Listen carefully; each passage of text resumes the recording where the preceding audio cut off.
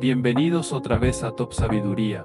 Hoy os presentamos 10 casos legales tan absurdos que no vas a creer. Número 10. El Rich and Mark vs. Dios. En el mundo de las leyes se había visto casi todo hasta que el rey Chambers decidió demandar a Dios para demostrar el carácter absurdo de los proyectos de ley que actualmente prohíben la presentación de ciertos tipos de demandas. Chambers argumentó que la Constitución norteamericana exige que el juzgado permanezca abierto para todo lo que quedaría demostrado si cualquiera pudiera presentar una demanda contra cualquiera, incluso contra Dios. Este razonamiento llevó al ciudadano a demandar a Dios cristiano, responsabilizándolo de haber causado graves daños, terribles inundaciones, terremotos, hambrunas, sequías, genocidios y un largo etcétera. Chambers le solicitó al tribunal del condado de Douglas una sentencia sumaria alegando que el acusado omnisciente insiste en permanecer oculto. Número 9 versus policía. Más allá de los juicios inverosímiles, las prácticas y la sentencia de los jueces pueden dar mucho de qué hablar. Es el caso de Michael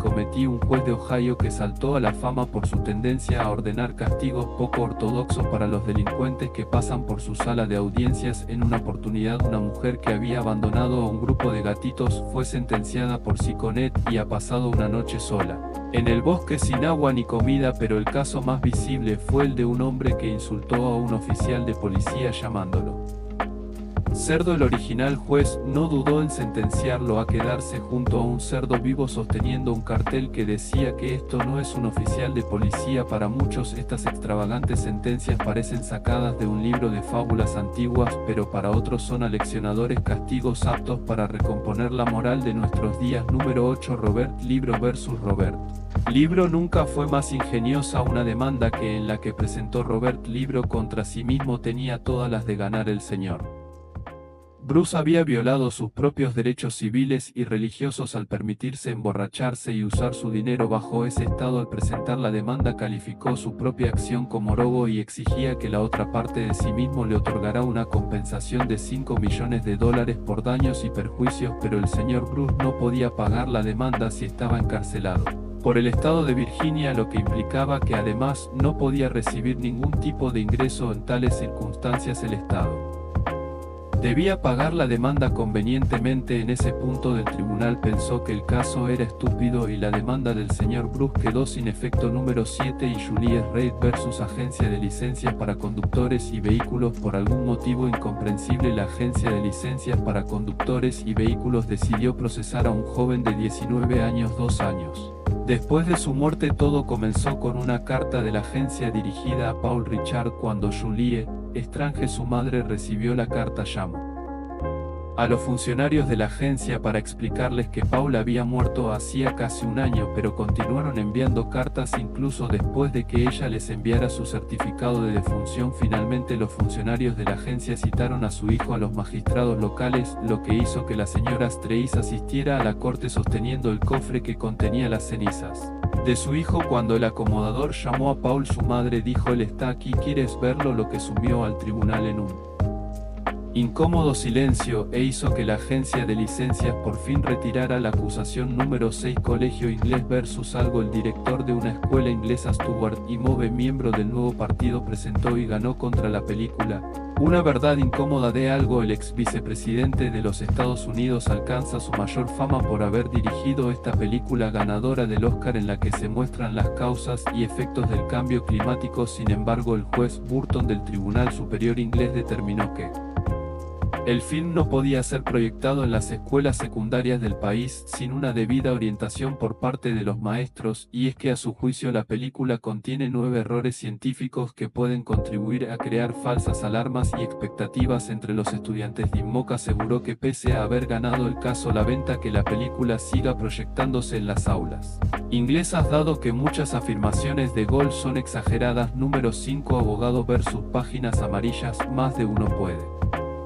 sentirse ofendido si su nombre es empleado para hacer comparaciones, pero hay ocasiones en que la indignación alcanza proporciones descabelladas. Un abogado de California y demandó al directorio telefónico OGT agregando que su editora había escrito su nombre y su número telefónico en la selección de reptiles de las páginas amarillas para resarcir los daños y perjuicios padecidos. Linda pidió $100,000 como compensación por la gran cantidad de bromas y llamadas hostiles que recibe a diario.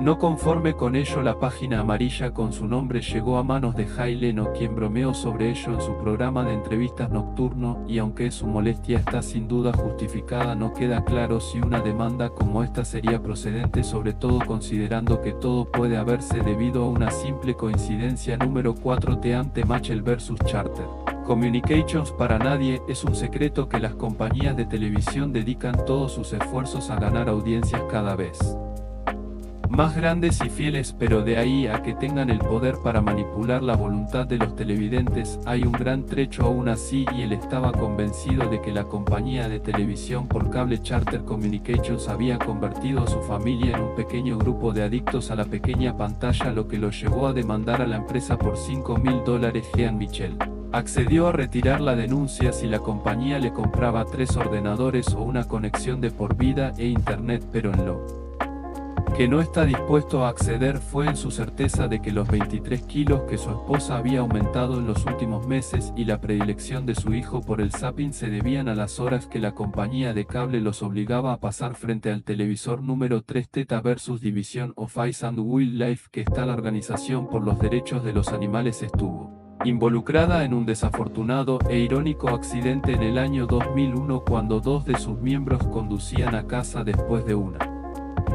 manifestación contra la cacería de animales. Un ciervo saltó a la carretera frente a ellos, muriendo en el acto y causando daños en el auto que sobrepasaban los $6.000. Sorprendentemente, los activistas no dudaron en culpar al gobierno de New Jersey por intentar aumentar la población de los ciervos para el disfrute de los cazadores, pero no había evidencia de cazadores en el área para aquel entonces, lo que no fue suficiente para que los miembros de PETA aceptaran que el venado podía haber estado cruzando la calle por motivos naturales al momento del accidente. Unos dicen que solo trataron de desviar la culpa, ya que no debe ser fácil aceptar que acabas de matar al animal que intentas proteger. Número 2. Hija vs padre. En los tiempos que corren es difícil para un padre mantener la disciplina que sus niños necesitan para crecer, mucho más cuando incluso los jueces se involucran para desautorizarlos y revocar sus castigos. Esto fue lo que ocurrió con la jueza Susan Tessie, quien dictaminó que un padre de la ciudad de Quebec no tenía derecho a prohibirle a su hija de 12 años que asistiera a un viaje escolar. El padre había castigado a su hija después de que ella publicara fotografías sin su permiso en un portal de citas online. El castigo le pareció desproporcionado a la jueza, por lo que a él no le quedó más remedio que apelar para recuperarla